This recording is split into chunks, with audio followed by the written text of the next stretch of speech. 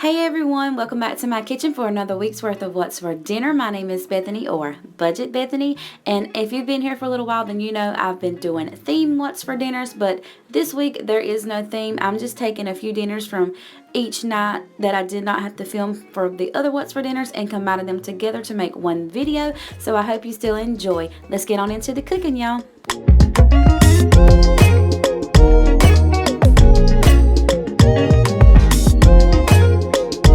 First, we're going to be making some grilled pork chops and hot dogs with green beans, hash brown casserole, and some biscuits. So my husband's outside grilling the pork chops right now, and I'm making the sides, and I'm using this Margaret Home seasoned Italian green beans. If you've never tried them, I highly recommend you going to get some and try them. They are so good, y'all. They are a little bit more pricier than the other like Great Value green beans or anything like that, but they're well worth the money. And I'm just adding a little bit of these real bacon pieces into my green beans, and then I'm just going to cook that on low while I'm making my hash brown casserole. For the hash brown casserole, all you'll need is 1 bag of shredded hash browns, 1 can cream of chicken, and about 4 to 5 tablespoons of sour cream, and about a handful of shredded cheddar cheese or whatever kind of cheese you prefer, and then some seasonings, and I just used some garlic powder and some salt and pepper. So you'll pour your 1 can of cream of chicken over on top of your hash browns, and then you'll pour your handful of cheese, or however much cheese I guess you prefer, and then you'll add in your sour cream and you'll mix that up really well. Then you'll pour that over into your bacon dish and cover with some more cheese. Then you'll pop that in the oven for about 45 minutes on 350.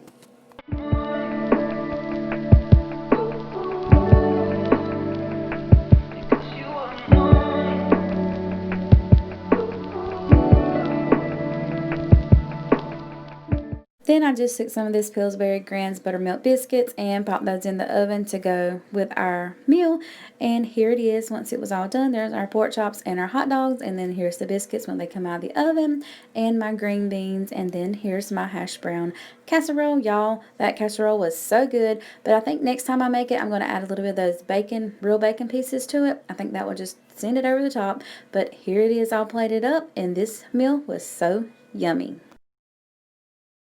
Alright, so on the next night we had some fried barbecue chicken wings, and I always flick a little bit of the flour into my grease to check and see if it's ready, and then I just season my chicken and flour and put it into the grease and fry it until it's golden and crispy brown. I do flip them about halfway through just so that both sides will be evenly crispy, if that's a way to say it. But anyway, so both sides will be both crispy golden brown and not just one side. And then here they are once they come out of the grease, and this is how they should look. So then I just put them in a bowl with a lid, and I cover them with barbecue sauce, and I shake them up really well and get all of them coated, and that's how I make my fried barbecue chicken wings. And here they are once they're all shook up and coated. They look delicious. I wish I had some right now. Then here was our plate all plated up on this night. I just cooked some green beans and macaroni and cheese for the side. Alright y'all, tonight we're going to be having some tilapia, and I'm fixing to season them up. That's why I'm only got 3 on this plate, but I've got some more right back there in this red bowl. But anyway, I'm going to season them up, and I'll show you the seasonings in a minute. I haven't got them down yet.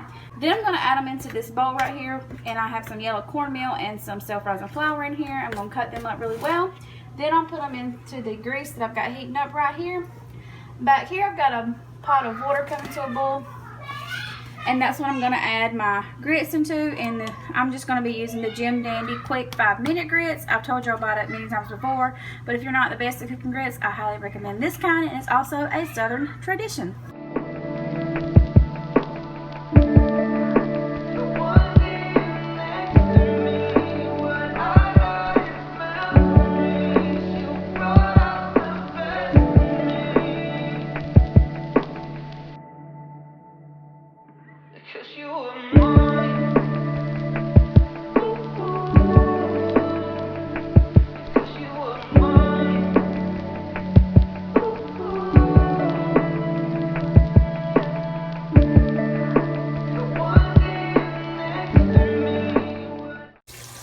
Okay, so now I'm going to be making some garlic cheese biscuits to go with our tilapia and grits, and all you'll need, and this is what I did, I just got a cup of buttermilk and 2 cups of self-rising flour. Then I got about 3 tablespoons of butter, about a cup of cheese, and about, I don't know, I'd say 2 or 3 tablespoons of garlic powder, because you want it to taste really garlicky because it's going to be garlic cheese biscuits. And then I'm going to mix all this together and put it on my baking sheet and make some biscuits.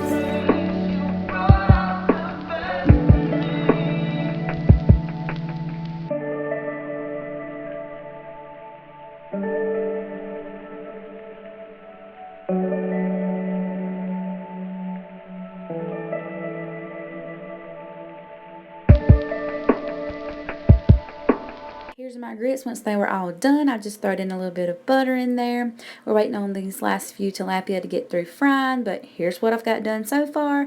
And then once these get through frying, we're going to go ahead and plate up our plates. And here is our plate. Once it was all plated up, there's our grits with some salt and pepper and a little bit more butter, and our garlic cheese biscuits and our tilapia. Hey y'all, it's Friday, and tonight I'm going to be cooking some of these bottom round steaks. I've had them marinating all day.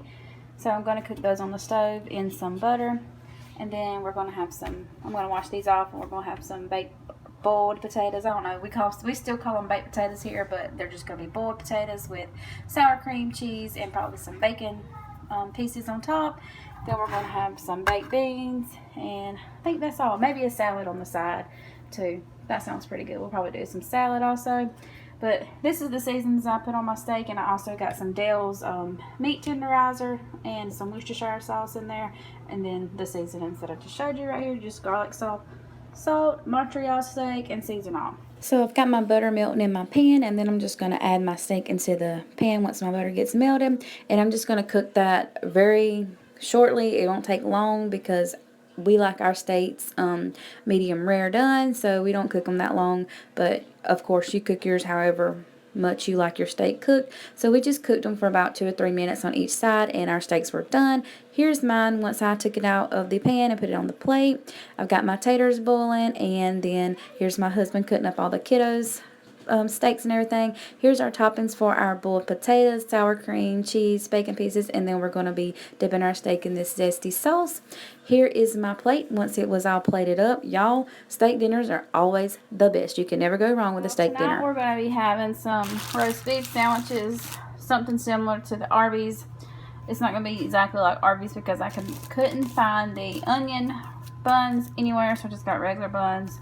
But I got some roast beef right here, and some sliced cheese and some milk. I'm going to make like a cheese sauce with that, and then I'm fixing to heat the roast beef up in a skillet, and then I'm going to toast the buns, and I'm also going to be making some Arby's sauce.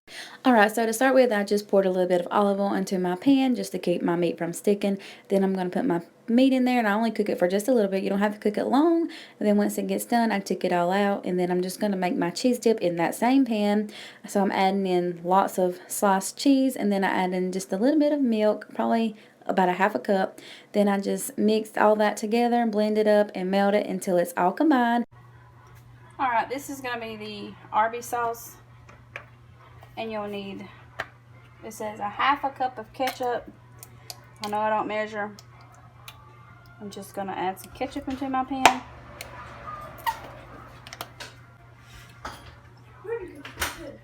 Then it says about 3 tablespoons of Worcestershire. Then it says 1/4 teaspoon of garlic powder. And 1/4 teaspoon of black pepper. And it also calls for 1/4 teaspoon of onion powder, but I don't have any onion powder, so I'm not going to be adding it to mine. Then you just mix it all up really well, and it's supposed to be Arby's sauce. For my buns, I just add a little bit of butter into my pan, and then I'm going to put them in there and toast them up on each side. And then here's our roast beef once it was all heated up, and our Arby's sauce and our cheese dip. Now we're going to start assembling our sandwiches. So to start with, I just got a bun, and I'm going to add some cheese sauce to both buns, and then I'm going to you'll see I've already added roast beef, but I meant to add the cheese first, so you'll see me kind of switching the roast beef back and forth. Then I'll add my Arby's sauce on top of my roast beef and close the sandwich up, and you'll see all of that deliciousness oozing out of my sandwich. And then I just got some french fries for the side, and I cover those with ketchup, and that was dinner on this night, y'all. I hope you enjoyed this week's What's for Dinner. If you did, please don't forget to leave me a big thumbs up and subscribe if you're not already, because I would love for you to join my YouTube family. Thank you all for watching, and I'll see you in next week's. Bye, y'all.